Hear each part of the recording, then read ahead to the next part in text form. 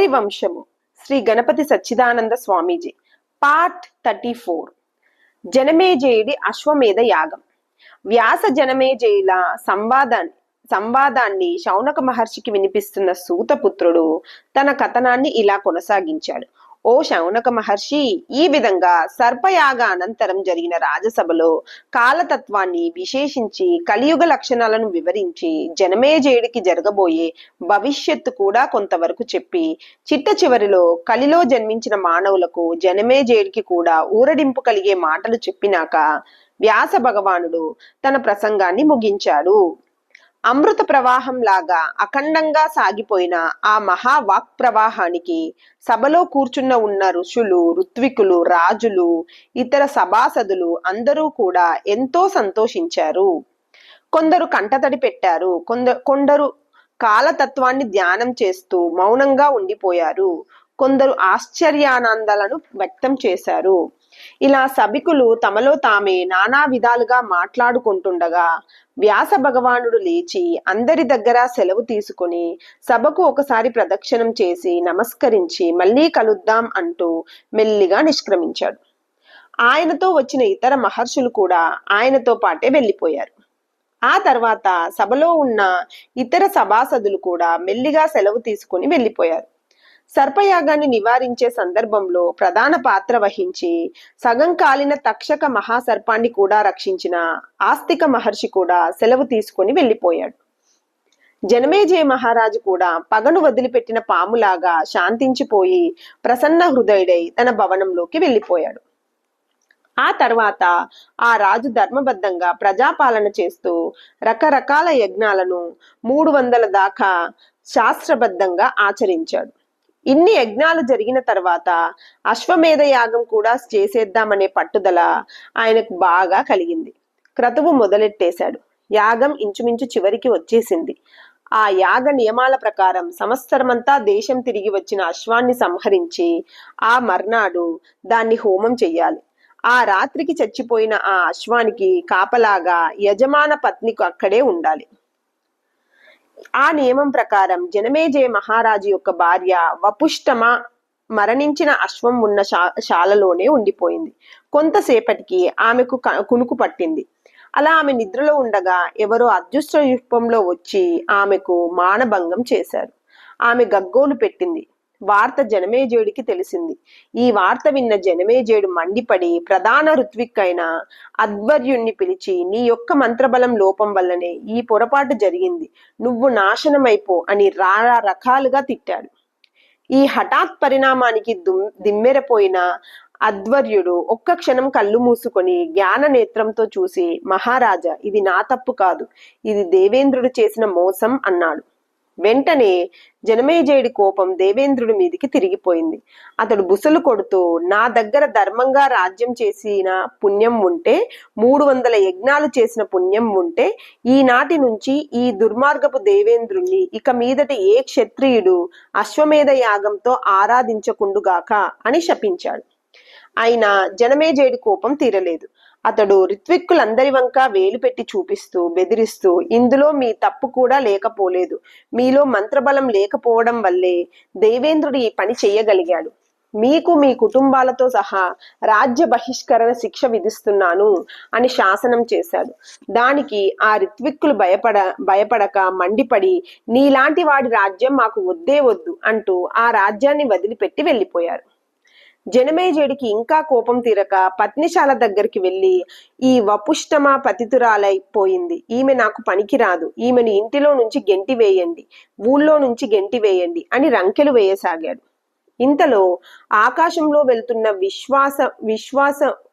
విశ్వాసు అనే గంధర్వరాజు జనమేజయుడి అరుపులను విని అక్కడికి వచ్చి జనమేజయుడితో ఇలా అన్నాడు. జనమేజయ, ఏమి తెలివి నీది, వ్యాస మహర్షి చెప్పినా వినకుండా కాలధర్మానికి వ్యతిరేకంగా అశ్వమేధ యాగం ప్రారంభించావు. దానిలో కొన్ని అనుకోని పొరపాట్లు దొర్లాయి. ఈ సందు చూసుకొని దేవేంద్రుడు నీ మీద అగ్ని పరీక్షను పిడుగులాగా పడేశాడు.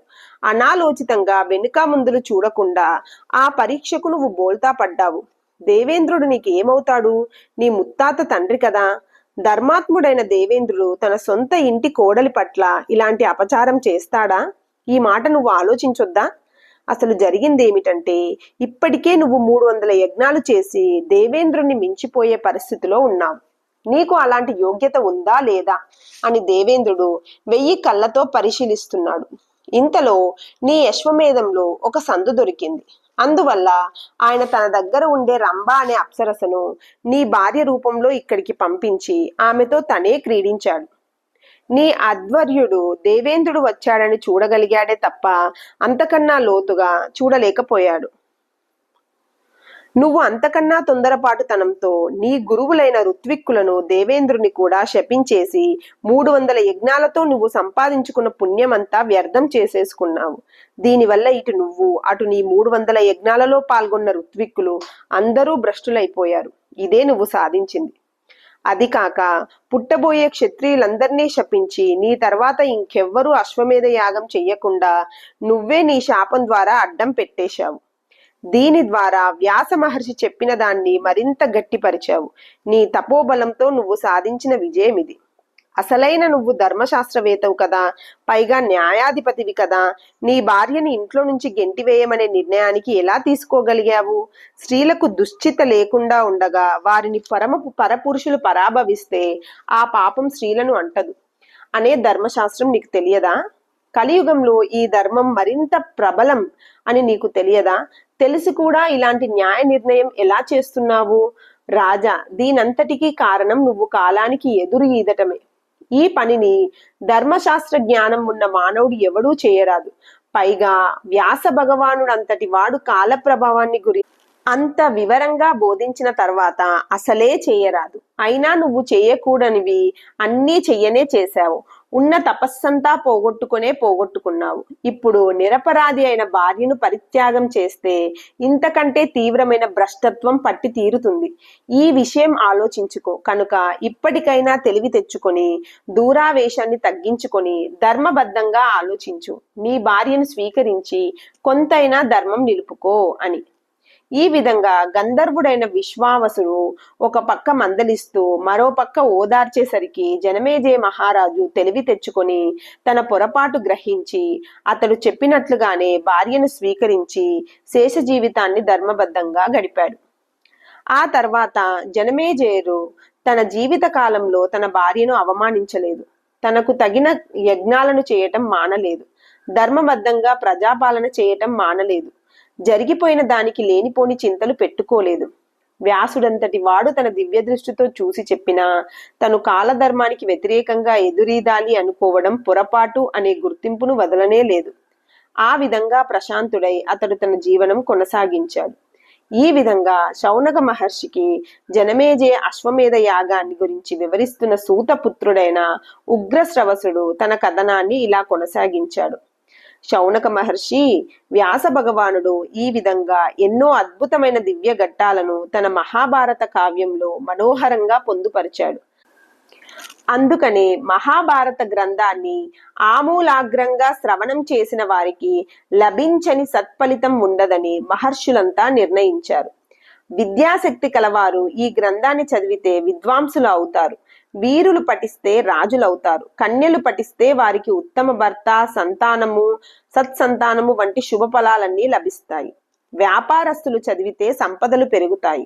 అన్నిటికంటే ముఖ్యమైన విషయం ఏమిటంటే ఈ మహాభారత గ్రంథాన్ని విన్నవారికి ధర్మనిష్ట పెరుగుతుంది.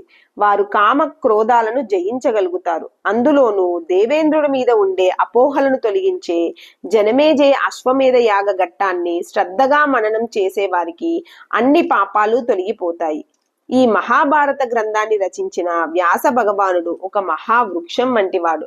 వృక్షంలో నుంచి పళ్ళు వస్తాయి, పళ్ళలో గింజలు ఉంటాయి, ఆ గింజలో నుంచి మళ్ళీ వృక్షాలు జన్మిస్తాయి. అలాగే వ్యాస భగవానుడు చెప్పిన ఈ మహాపురుష చరిత్ర రూపమైన మహాభారత గ్రంథాన్ని విని మళ్ళీ ఇతరులకు ఉపదేశించేవారు వ్యాస భగవానుడి యొక్క కృషిని మరింత వృద్ధిపరిచిన వారై వారు కూడా వ్యాస వృక్షం వంటి వారై వ్యాస అనుగ్రహానికి పాత్రులవుతారు.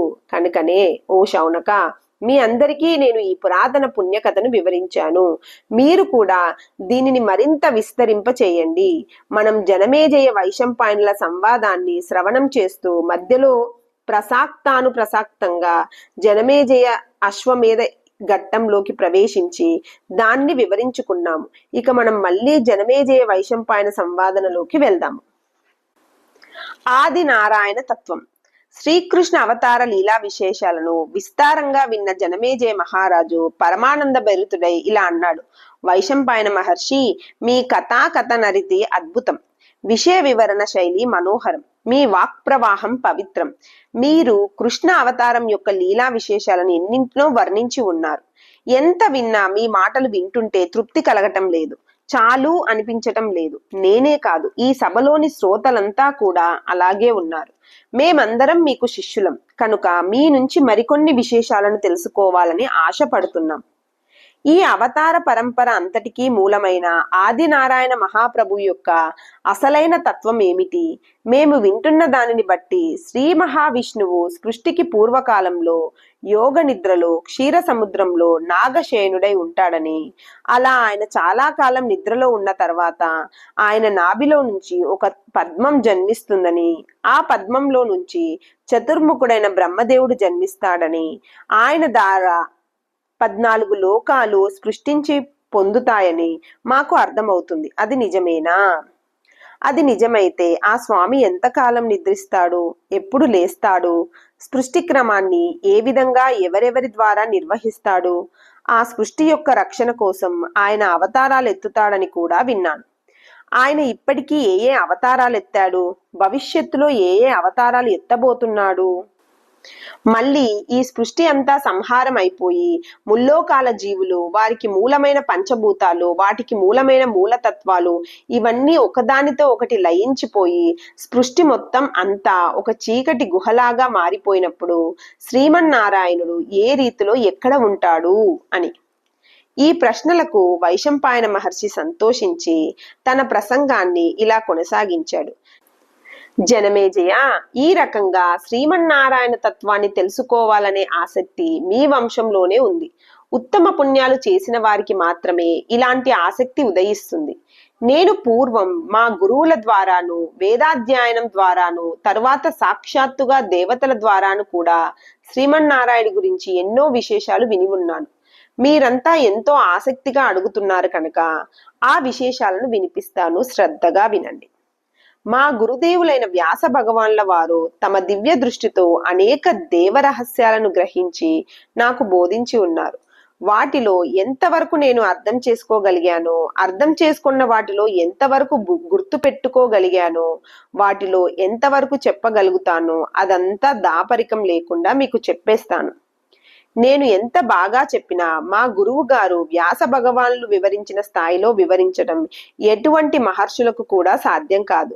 నాకెలా సాధ్యమవుతుంది? అయినా వారు నాకు బోధించిన నారాయణ తత్వ రహస్యాలు నా హృదయంలో దాగి ఉన్నంత వరకు మర్మం లేకుండా మీకు ఉపదేశిస్తాను. జనమేజయ, ఆధ్యాత్మ విద్యాధ్యయనం చేయదలుచుకున్న వారంతా ఆలోచించదగిన ఏకైక వస్తువే శ్రీమన్నారాయణ తత్వం. దానికే కారణ విచారణ తత్పరులు సకల జీవులకు మూల కారణం అంటారు. కొందరు దానినే దైవం అంటారు, మరికొందరు అది దైవమని, ప్రారబ్ధమని, అదృష్టమని అంటారు. ఇంకా ఎన్నో పేర్లతో పిలుస్తారు. వేదాలు బోధించేది ఈ తత్వాన్ని. రకరకాల మార్గాలలో ఆధ్యాత్మిక సాధన చేసే సాధకులంతా ధ్యానించేది ఆ తత్వాన్ని. మహర్షులు రకరకాలుగా బోధించేది ఆ తత్వాన్ని. దాని గురించే నీకు ఒంకింత వివరంగా బోధిస్తాను. మనలో నుంచి వాక్కును పుట్టించేది ఆయనే. అయినా కూడా ప్రతి వాడికి నేనే మాట్లాడుతున్నాను అనే భావాన్ని కలిగించేది కూడా ఆయనే. శృతులు బోధించే మోక్షము ఆయనే. ఆ వేదాలను వివరించే స్మృతులు ఆయనే. బీజము ఆయనే, వృక్షము ఆయనే. అలాగే ఎక్కడెక్కడ కారణ పదార్థం ఉన్నా ఆ కారణము ఆయనే, దాని కార్యము ఆయనే. ఆయనే శ్రీమన్నారాయణ భగవానుడు. ఇక యుగాల ప్రవృత్తిని గురించి చెబుతాను విను. కృతయుగం యొక్క పొడుగు 4000 దివ్య సంవత్సరాలు. దీని తర్వాత 800 దివ్య సంవత్సరాలు యుగ సంధి కాలంగా ఉంటుంది. ఈ యుగంలో ధర్మం 4 పాదాలతో నడుస్తుంది. 4 పాదాలు అంటే తపస్సు, శౌచము, దయ, సత్యము అనే 4 అంశాలే. అధర్మ దేవత కేవలం ఒక అంశతో నామమాత్రంగా జీవించి ఉంటుంది. కృతయుగంలోని జీవులు సహజంగానే సత్యం మీద ఆసక్తి కలవారై ఉంటారు. ఈ యుగంలో మానవులు స్వీయ ధర్మం మీద, స్వీయ వృత్తి మీద ఆసక్తి కలిగి ఉంటారు. ఒకరి ధర్మాలు మరొకరు ఆచరించరు, ఒకరి వృత్తిని మరొకరు లాక్కోరు. ఇక త్రేతాయుగం యొక్క పొడుగు 3000 దివ్య సంవత్సరాలు. దాని తర్వాత 600 దివ్య సంవత్సరాలు సంధికాలం. ఈ యుగంలో ధర్మదేవతకు 3 పాదాలు ఉంటాయి. అధర్మ దేవతకు 1 పాదం పెరిగి 2 పాదాలు వస్తాయి. ఈ త్రేతాయుగంలో సత్యనిష్ట కొంచెం తగ్గుతుంది, అత్యాశ కొంచెం పెరుగుతుంది. దానివల్ల ఒకరి ధర్మాన్ని మరొకరు, ఒకరి వృత్తిని మరొకరు అపహరించే ప్రయత్నం జరుగుతుంది. దీనివల్ల మనుష్యులలో బలం తగ్గుతుంది. ఈ మార్పు దైవకృతం, అందుచేత దీనిని ఎవరూ ఆపలేరు. తరువాత వచ్చేది ద్వాపర యుగం. దీని పొడుగు 2000 దివ్య సంవత్సరాలు. యుగ సంధి 400 దివ్య సంవత్సరాలు. ఈ యుగంలో ధర్మం 2 పాదాలతోనే ఉంటుంది, అధర్మానికి 3 పాదాలు వస్తాయి. దీనివల్ల ఈ యుగంలోనే బ్రాహ్మణులలో ధనాశక్తి పెరుగుతుంది. శాస్త్ర జ్ఞానం గల విద్వాంసులలో రజోగుణం పెరుగుతుంది. ప్రజలలో ఎక్కువ మంది వంచకులు, క్షుద్ర స్వభావులు కనిపిస్తూ ఉంటారు. ఈ యుగంలో ధర్మం కొంతవరకు చితికిపోయి దుర్బలమైపోతుంది. దానివల్ల ప్రజలలో తపోనియమాల మీద, ఉపవాసాల మీద ఆసక్తి తగ్గుతుంది. అన్నిటికంటే క్రూరంగా ఉండేదే కలియుగం. దీని పొడుగు 1000 దివ్య సంవత్సరాలు. యుగ సంధి 200 దివ్య సంవత్సరాలు. ఈ యుగంలో ధర్మానికి 1 పాదం మిగులుతుంది, అధర్మానికి మాత్రం 4 పాదాలు వస్తాయి. అందువల్ల ఈ యుగంలో ప్రజలలో విషయవాంఛలు అధికంగా ఉంటాయి. తమో గుణం ప్రబలంగా ఉంటుంది. ధర్మ నియమాలు పాటించేవాడు గాని, వేదాధ్యయనం నియమబద్ధంగా చేసేవాడు కాని ఒక్కడు కూడా కనిపించడు. ఈ యుగ లక్షణాలను గురించి వ్యాస భగవానుడు స్వయంగా చెప్పిన మాటలను పూర్వమే విని ఉన్నాం కదా. ఈ విధంగా 4 యుగాలను కలిపితే యుగ సంధులను కలుపుకొని దాని పొడుగు 12,000 దివ్య సంవత్సరాలు. దీనినే ఒక మహాయుగం అంటారు. ఇలాంటి మహాయుగాలు 71 కలిపితే మన్వంతర కాలం అవుతుంది. ఈ మన్వంతరానికి అధిపతిగా ఉండే మహనీయుణ్ణి మనువు అని పిలుస్తారు. ఒక మన్వంతర కాలం పూర్తి అయ్యేసరికి ఆ మనువు యొక్క ఆయుర్దాయం పూర్తయిపోయి పై మన్వంతరానికి క్రొత్త మనువు అధికారంలోకి వస్తాడు. ఈ విధంగా మన్వంతరాల చక్రం నడుస్తూ ఉంటుంది. ఈ వరుసలోనే పరిపూర్ణ ప్రళయం కూడా వస్తుంది. ఆ లెక్కలు ఎలాగంటే, ఇందాక చెప్పిన మహాయుగాలు 1000 కలిస్తే బ్రహ్మదేవుడికి 1 రోజులో సగం, అంటే 1 పగలు అవుతుంది. ఇలా బ్రహ్మదేవుడికి 1 పగలు గడిచి రాత్రి ప్రారంభం అయ్యేసరికి మొత్తం చరాచర సృష్టి అంతా కూడా ప్రళయంలో లీనమైపోతుంది. ఆ సమయానికి శ్రీమన్నారాయణుడే రుద్రుడిగా మారి సకల జీవులలోని ఇంద్రియాలను, ప్రాణాలను తనలోకి ఆకర్షించేసుకుంటాడు. అప్పుడు తనే మేఘస్వరూపుడై అంతులేని వర్షం కురిపిస్తాడు. దానివల్ల ముల్లోకాల సృష్టి అంతా జలమయమైపోతుంది. జనమేజయ, నీకు ఈ సంహార ప్రక్రియను సంగ్రహంగా చెప్పాను. నిజానికి ఈ ప్రక్రియ చాలా విస్తారమైనది. ప్రళయ సమయం వచ్చేసరికి శ్రీమన్నారాయణుడే అగ్నిదేవుడుగా మారి తన జ్వాలలను పెంచేసి నీళ్లతోనూ పర్వతాలతోనూ సహా భూమికి అధోలోకమైన రసాతల లోకంలో ఉండే నీటిని కూడా తన అగ్నిజ్వాలల ద్వారా త్రాగేస్తాడు. అంటే నారాయణుడు తను ఇచ్చిన దాన్ని తనే తీసివేసుకుంటాడు.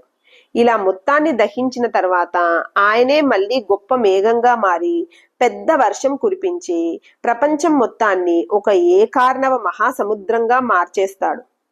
ఆ మహాసముద్రంలో ఆయన ఏకాకిగా కొన్ని వేల లక్షల సంవత్సరాలు యోగాధారణలో ఉండిపోతాడు.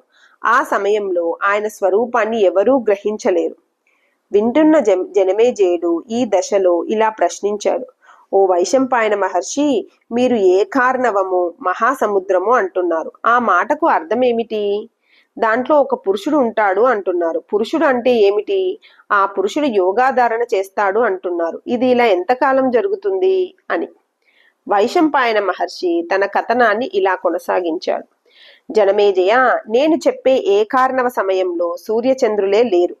ఇక కాలాన్ని కొలిచేదెవరు? కనుక నేను చెప్పిన పరమాత్మ అనే పురుషుడు ఆ మహాసముద్రంలో ఎంతకాలం ఉంటాడో చెప్పేందుకు అవకాశమే లేదు. ఇక నేను చెప్పే పురుషుడి గురించి వివరాలు చెప్పేందుకు ఆయన ప్రక్కన మరొక జీవి లేదు. అందుచేత ఆయన్ని గురించి ఎవరూ వర్ణించి చెప్పలేరు. అంటే ఆయన నిర్వచనాలకు అతీతుడు. ఆయన ధరించే యోగం కూడా నిర్వచనాలకు అతీతమైనదే. అయినప్పటికీ ఆ మహాపురుషుణ్ణి గురించి వివరించేందుకు వేదాలు కృషి చేస్తున్నాయి. అందుకే ఆయనను అక్షర పరబ్రహ్మ అని, నారాయణుడని, యజ్ఞపురుషుడని, పురుషోత్తముడని, మహాపురుషుడని ఇలాంటి పేర్లతో పిలుస్తున్నాయి. అంతేకాదు ఆ అక్షర పరబ్రహ్మలో నుంచే 4 వేదాలు జన్మించాయి. 4 ముఖాల బ్రహ్మ కూడా జన్మించాడు. ఆ బ్రహ్మదేవుడికి వేదాలను ఉపదేశించింది ఈ మహాపురుషుడే.